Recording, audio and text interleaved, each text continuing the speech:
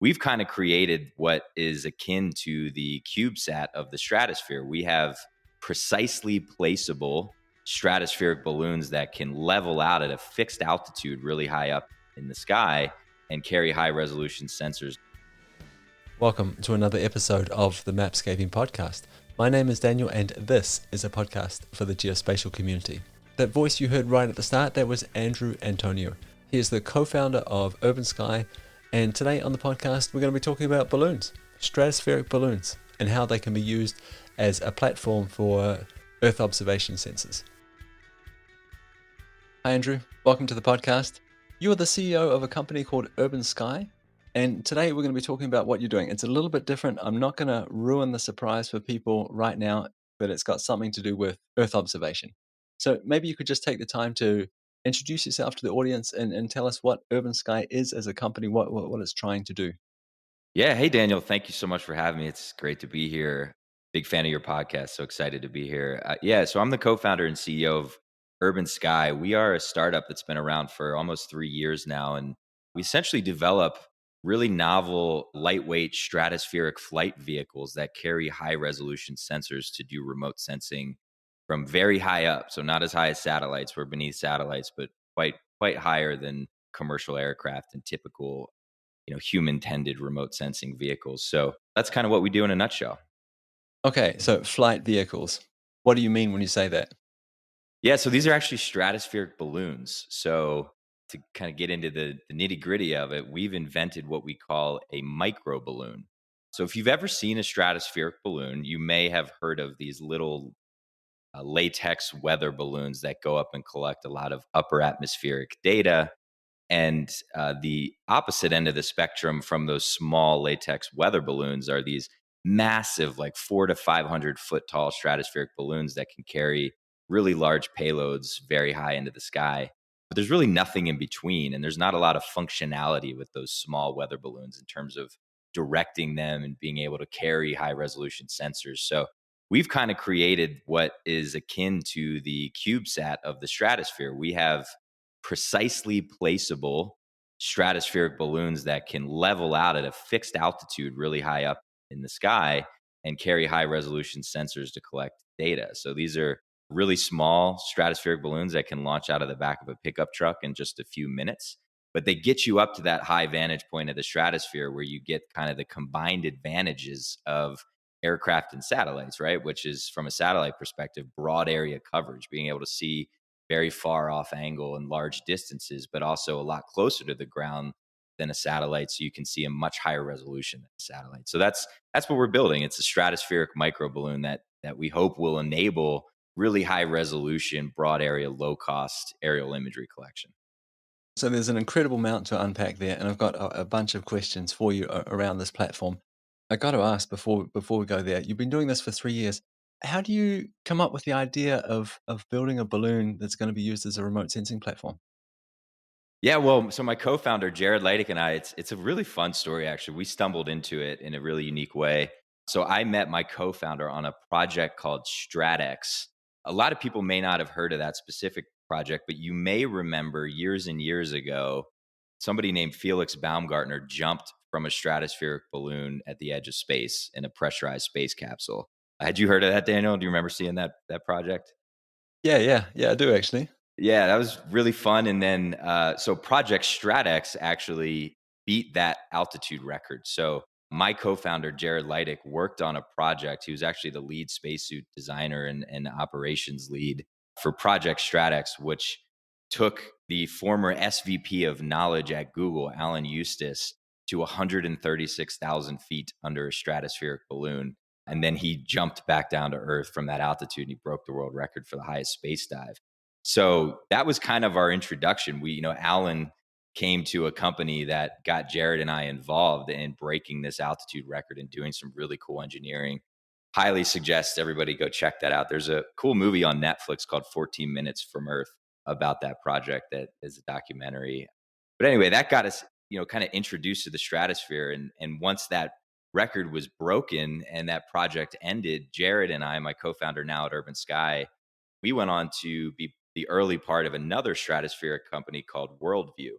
you may not have heard of Worldview, but at the time, Worldview was building a space tourism experience from a stratospheric balloon. So we were literally building a pressurized luxury spacecraft that would be hoisted up to 100,000 feet under a massive stratospheric balloon so people could enjoy longer duration in the stratosphere and look out at the curvature of the earth and the blackness of space. Really cool vision and mission with that business. But we spent about 6 years there, and we really cut our chops learning about stratospheric technology. And that company we grew from, literally being in a garage to being a Series C funded business, tens of millions of dollars raised. And in that process, Jared and I, being really good friends and having different areas of functional expertise, started to ask the question, well, how would you unlock broad area remote sensing with a stratospheric balloon platform? And that led us to the idea of Urban Sky. Was that these really big, massive stratospheric balloons that we were using at Worldview maybe weren't the best solution to do high resolution, really low cost remote sensing. But hey, nobody was kind of applying this idea of miniaturization to stratospheric balloon systems. So we thought, hey, let's give it a shot. Let's see if this is possible. And so that was really the inkling of the idea, was can we build really small fixed altitude stratospheric balloons that can be stable enough to get non-blurry imagery over broad areas without any gaps. And yeah, the rest is history. I'm sure we'll get into some of the details, but that's the quick story. This idea sounds fantastic, right? We put cameras on the bottom of balloons and we use them as a platform. Awesome idea. You must get some pushback. People saying things like, how are you going to control it? How are you going to make sure it does have a stable altitude, that it hits a ceiling and stays there so we can capture imagery from a stable platform at a known height? How do you make sure you're going to cover the area? Can you talk us through some of these things? Yeah, it's really cool actually. So we had seen a lot of attempts with those bigger stratospheric balloon systems to try to steer a balloon. And so that is possible. The way you do that is you would try to increase and decrease the altitude of the balloon to get into different wind layers, actually, to kind of sail the balloon. It's more akin to sailing. You try to get into certain wind currents and steer the system. But that is incredibly difficult. And a lot of times of the year, you don't get the right steering wind directions that you need to put that system where you want it to be, like over a city like Denver, for example, where we're based. So we said, let's simplify the system. Instead of trying to steer it and go up and down in altitude, if we can make it small enough that we can launch literally out of the back of a pickup truck, so from a mobile platform, then we can just choose our launch point. So instead of being stuck to this, a fixed airport or spaceport, we were literally using spaceports for the really big balloons back in the day. Instead of having to have this massive launch infrastructure, we can just self-contain everything into the bed of a pickup truck. Then if we pick our launch point and predict where the winds will go from that launch point within one day, then we can precisely place that balloon over the area of interest that we want to sense. And this was probably the one of the number one things that a lot of people didn't believe was possible when we first started the company. This idea that we could accurately predict a flight path for it's called a 6-hour stratospheric flight mission, and then hit that flight path on the head. People didn't think that was possible, right? Because if you go out and if you just visualize this, if you're in the back of a pickup truck and you let go of a balloon, 300 kilometers later, we can tell you exactly where it's going to be. That seems kind of silly, but it's true. You can actually do that. And we've developed a lot of custom flight prediction software that lets us do that. So, again, kind of in short, instead of steering these balloons, we just have a small mobile launch vehicle and a small balloon that allows us to pick our launch point, and that launch point allows us to predict where it will go. Okay, so I've got a couple of questions here. Steering a balloon or picking the correct launch point, and you talked about a flight path. When we say flight path, you mean making sure the balloon is over the target area at a certain height and traveling in a certain direction. Is that correct? Yeah, that's exactly right. Yep. So we pick our flight paths based on the areas that we want to collect data above. So again, let's take Denver as an example. We'd say we want to image Denver. We'll run some flight prediction modeling. Our software will output this is where you need to launch the balloon from. And again, because we're so high up in the stratosphere, we do have a decent room for margin of error there. So we image with about a 20 to 22 kilometer swath on the ground from our altitude. And we fly typically somewhere between 60 to 70,000 feet above the earth. So if we're off by 1 or 2 kilometers from our flight path, that doesn't really matter. We're still going to image the majority of the area that we were intending to image. And then ultimately, the other aspect of this is you fly more than one balloon, right? So that launch process with one of these mobile platforms, I can't emphasize this enough. Compared to traditional big balloons, it would take hours to launch traditional massive stratospheric balloon. Ours takes about 10 minutes. So if you want more coverage than just 20 or 22 kilometer swath on the ground, that same truck that deployed one balloon can drive a little further down the road and deploy another. So we can get much larger swaths with multiple balloons. Okay, so you've developed some software. You say, I want to image Denver, draw a polygon or something like that on a map over Denver. The system calculates where you need to launch the balloon, and then it'll fly over the area at a certain height. And that's the bit I'm interested in. How do you make sure it's imaging at a stable height across the entire area of interest? Great question. So we use what's called a zero pressure stratospheric balloon. So this is a really unique type of balloon design that essentially has vents at the bottom of the balloon and a fixed volume and shape of the balloon. And when we fill helium into the balloon at the launch site, we're filling a fixed and known amount of helium into that balloon. And when we let it go, because of the constrained volume of the balloon and the vents at the bottom, it will get to a target altitude and then vent out any excess gas. And that actually produces a very stable flight. So, again, take for example, it'll fly up to about 60, 65,000 feet. It'll level out and it'll stop ascending and descending and it'll find equilibrium in the stratosphere. So, that was another big risk of the company when we first started, was with these smaller balloons, can they be stable enough in that configuration to get good imagery? And the answer that we learned over the last couple of years was yes. They're incredibly stable. This system works really well. I don't want to make it seem like we invented zero pressure balloons. They've been around for decades and decades, but we did create a novel design. So we improved on some different types of stratospheric balloon envelope designs to get a unique shape that is really critical to stability for our sensors. And so we have actually gotten a patent on the design of the balloon, but the sort of the zero pressure method of a balloon has been around for a long time. And so this might be a very naive question here, but so we've reached our stable imaging height, we've crossed the area of interest, we've collected the data. How do we get the balloon back again? Yeah, great question. That's really important because we don't downlink any data. So we're not bringing data down in real time. So we can command the termination of the system. It's actually really cool. So via SATCOM, we're able to send commands to the balloon throughout the whole duration of the mission. Not only can we control the camera, turn it on, turn it off, rotate it, do what we need, but we terminate it. So that is another really cool aspect of what we've invented. We actually have a patent on our termination system, and it allows us to pretty precisely bring the balloon back down to the ground at a known location. So once we've flown over our area of interest, collected all the data we wanted to get, filled up the data card, we just send a command via satellite that speaks back down to our balloon in the stratosphere. It initiates this termination sequence, and the balloon starts to fall down to the ground with the payload beneath it and a parachute above it. So the whole system comes down together in one piece and it lands on the ground in a remote area that's well outside of the area that we were imaging above. This sounds absolutely awesome. I would love to see this in action. Can you talk to me about the payload? So we've been talking about imaging. There's some kind of sensor involved. What kind of equipment is the balloon carrying, and why does it have it? Yeah, our vehicle, our platform, the micro balloon is really sensor agnostic. So longer term for this company, we could fly any number of sensors beneath the balloon itself. But right now we're startup, we're pretty early stage. We're just a handful of people working out of a little warehouse. So we're pretty specific about what sensors we're flying first and what we've developed. The first few that we've developed, the main one is an RGB, just 3-band sensor. So it works out to be about a 10 centimeter GSD RGB sensor from the stratosphere.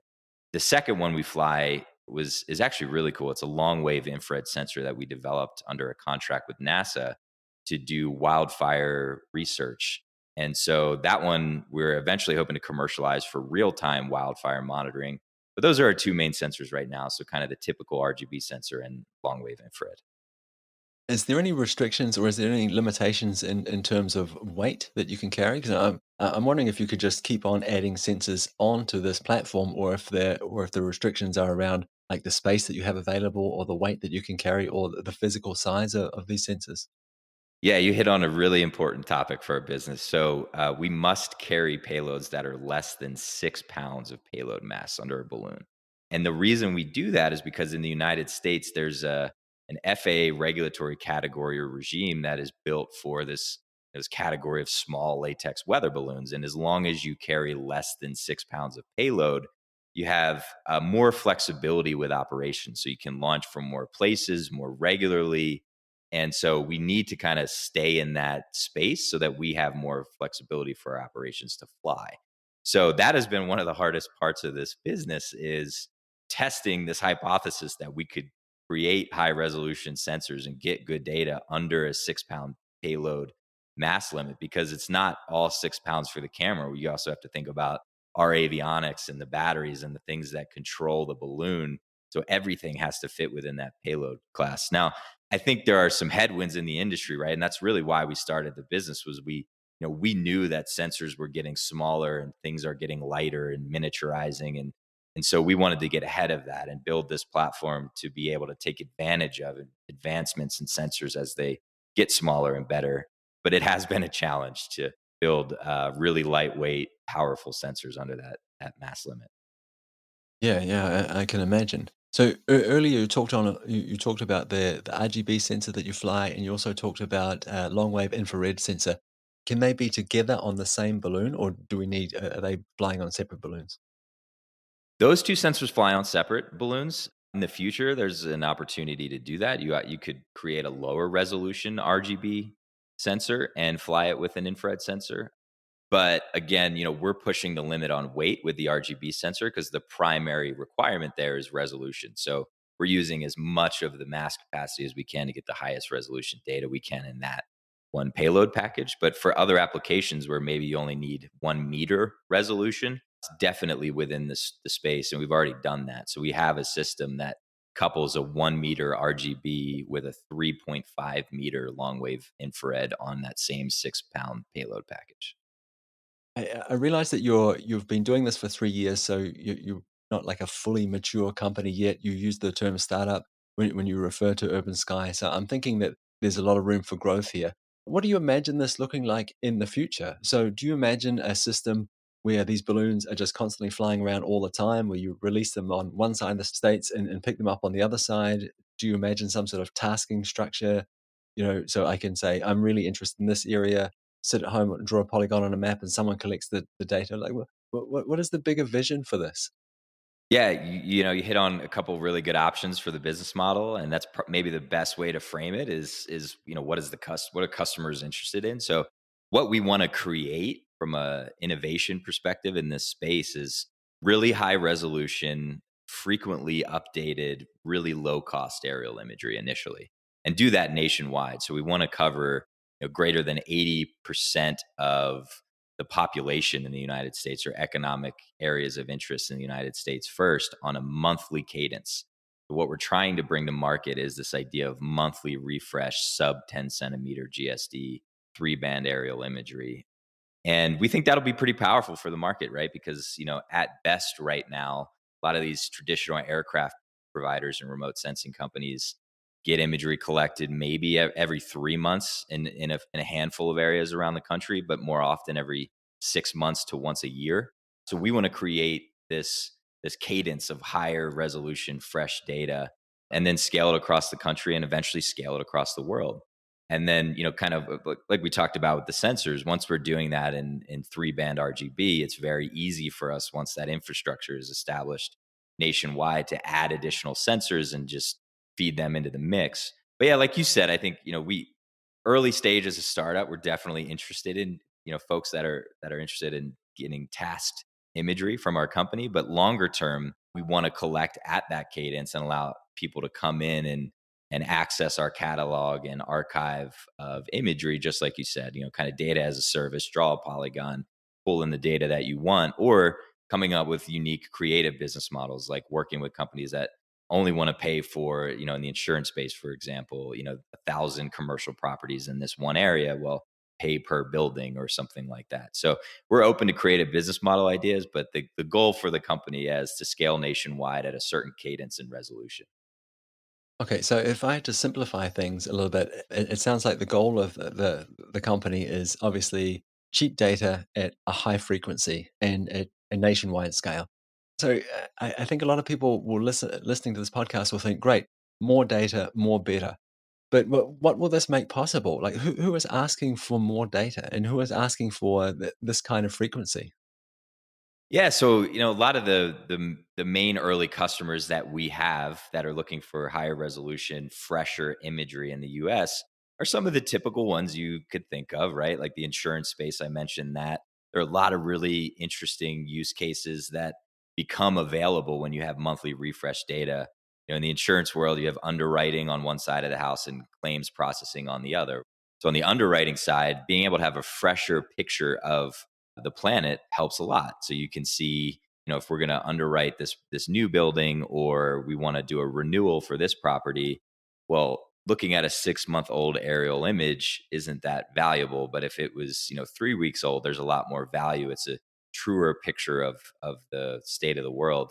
And of course, on the claim side with insurance, a lot of interest goes into major disaster events right now, and that's a pretty well served market. So if there's a big flood or a hurricane, there are a lot of assets flying over those affected areas to try to help get the imagery to get people back on their feet quicker in communities. But a lot of these kind of what I would say like mid-tier environmental disasters or scenarios are ignored in the market. So if there's a hailstorm, for example, in Denver, companies aren't deploying to go see what the damage looked like from that storm. But with a much lower cost imaging platform, that application becomes available. So we can serve some of those mid-tier applications in that claim space.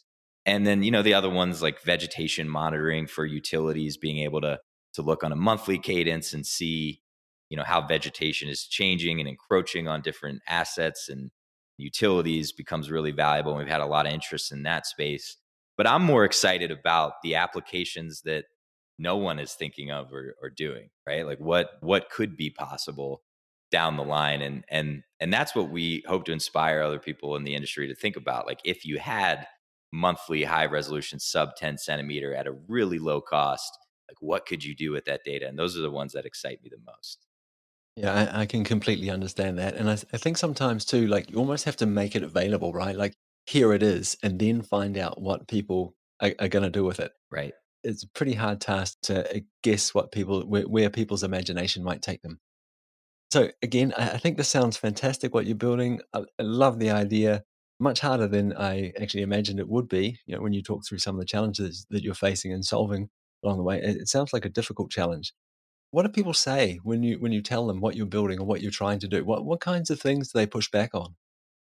Yeah, great question. Well, first of all, like the typical startup, message, people thought we were crazy when we first wanted to do this. The idea that you could stabilize a balloon at altitude, get 10 centimeter imagery from a really small payload package, and do that at a cost that would drastically beat any other platform was, there were so many variables in that chain that it'd be really difficult to do all those. Like, so a lot of our investors are deep tech investors. They would refer to themselves as, and the whole theme or motto in deep tech is we invest in really hard things to do because if you can do them, they're really unique and they're hard to replicate. So that's kind of the niche that we're in is, yeah, there are these 3 or 5 major risks to our business, but if we can solve them, they'll be really hard to duplicate longer term, and we've solved a lot of them already. So yeah, when we, but if you're sitting down at Thanksgiving dinner or having a coffee with somebody and you tell them about the idea, you get wide eyes and funny questions. And it's just this idea of the stratosphere in general is really foreign to people. I mean, if you think about what's flying in the stratosphere right now as we're talking, there's effectively nothing up there. There's occasional military spy plane and there are some weather balloons that fly up there, but we see it as a completely untapped layer of Earth's atmosphere. There's a ton of commerce that's happening in orbit and space, and there's a ton of commerce that's happening lower altitude in traditional airspace. But this layer of the stratosphere has just been ignored. And I don't want to say entirely, right? There's been a lot of really cool projects and scientific things that have been done in the stratosphere, but commercially, it really has yet to be commercialized. So that's the main thing for us is just letting people know that hey, not only is this possible, but it's already happening, and we're getting a lot of traction already. So I really understand the need to focus on one thing, and it sounds like you're focused on using this platform to collect imagery. But can you see any other uses for this platform? Maybe like a sending emergency signals, maybe using it as a communications platform, perhaps providing internet to areas that are suffering from some kind of disaster. Can you see other uses for the platform itself? Yeah, certainly. I think long term for us, Urban Sky, 10 years from now, we'd like to be coin I'll use the phrase the SpaceX of the stratosphere. I think the stratosphere in general holds a lot of value for multiple applications. We have been approached about different communications related applications. And like you said, I think when you're a startup and you've got just less than 10 people at your company, you have to focus. You can't take on everything. So, we believe there's a lot of value in some of those other applications, communications in particular, upper atmospheric weather modeling, building much higher precision weather models for any application in that space. But we're pretty focused on remote sensing. I mentioned earlier, and I am really excited about it, so I'll say it again, but we have leaned into this idea of doing real time wildfire monitoring. And that's a really interesting application for us that is challenging. But we're taking our infrared sensors and adding an onboard photogrammetry CPU that can process a lot of our infrared data the moment that it's collected and downlink in real time to first responders precise geolocation and temperatures above remote areas where there are wildfires. And we can on the ground paint kind of a called like a hotspot map as the balloon flies over an area. So that's one that we have been asked to enter. A lot of people have come to us and said this is a really big problem. They don't like to fly traditional aircraft above fires as they're happening because that conflicts with the actual aircraft that are fighting the fires. So the fact that we fly a lot higher is a unique value in that specific use case. So that's I guess the only other one that we're really leaning into this early, but longer term, yeah, I think the opportunity is endless from the stratosphere. Thank you very much for sharing that with us. I think it's an incredibly interesting use case. Also interesting to hear you talk about downlinking data instead of waiting for the balloon to land. So I can see a lot of advantages in doing that. So again, you're the co-founder of this company. You're the co-founder of this startup. What's keeping you awake at night? If I could click my fingers right now and remove the problem that's keeping you awake at night, what would it be? What a good question. That's the one I ask everyone too. Yeah, so I think the biggest ones are kind of the elephants in the room for the company, which kind of goes back to mentioning these high level risks for the business. And they're not all solved, right? So I don't want to make it seem like our service and company is done. We're still in an R&D state. And the way that we built this company, we started by listing those elephants, right? What are those first principle risks? Can you build a really small, stable balloon platform? Can you build really small sensors that capture high resolution data? And can you operationalize this? Is there a way to scale this nation and worldwide in a really low cost way? And so, the ones that keep me up at night now are kind of the next level risks. Those foundational ones have been answered. But, we touched on this a little bit, but we've been using heavily modified commercial off the shelf sensors up until this point, and now we're moving into a space where we want to create our own custom imaging systems, our own optics, and build even higher resolution data. So this idea of building better imaging systems under that 6-pound payload mass is still something that keeps myself and my co-founder and CTO Jared up at night. But yeah, it's when you're running a small company, it's like the buck stops with you, and so every little problem keeps you up at night is the reality. So you mentioned scale a couple of times there when you were talking about that. I'm wondering, could you imagine this scaling to the point where this is available to everyone? So I could go to, whatever shop and buy one of these systems in the same way I can buy a drone and use it to capture data. Could you imagine that being like one of the possible endpoints for Urban Sky? It could be. I think it's within the solution space. It's not our plan. We don't intend to sell the systems because you have to couple them with, operations training and flight planning. And so it's a little bit more complex. Now, That being said, Daniel, if you came out to Denver, I could probably teach you how to launch one of these systems within 2 or 3 hours. They're fairly simple, but we would prefer to operate the vehicles initially, at least for the first, 3 to 5 years as we scale the company, and then explore that as a different use case. In the wildfire space, we have been asked adamantly if we could just give these systems to firefighters to launch themselves, and we are leaning into that. That is an interesting application and business model for us in that space because we'd have the ability to train in a very dedicated way. But yeah, we intend to operationalize the main imaging operation ourselves. Well, if I come to Denver, I expect a demonstration. I would love to see this in action. I'd love to see this in the wild. We'd love to show you. Andrew, thank you very much for your time. I really enjoyed talking with you. I love what you're doing, and I wish you all the luck in the world. I really, really hope this works out, and I will definitely be following along. Thanks very much for your time. If there's someone's listening and they want to reach out to you and find out more, or ask you questions, or just continue this conversation, where can they go to do that? Yes, you can check us out, www.urbansky.com. You can email me directly. I'm just andrew@urbansky.com. You can also follow us on Twitter at Urban Sky Imaging. And yeah, any way that you could traditionally get to us, feel free to reach out. We love talking to folks and brainstorming new ideas. And yes, we'd love to hear from anyone. And I also just want to say thank you, Daniel. This has been a really awesome opportunity.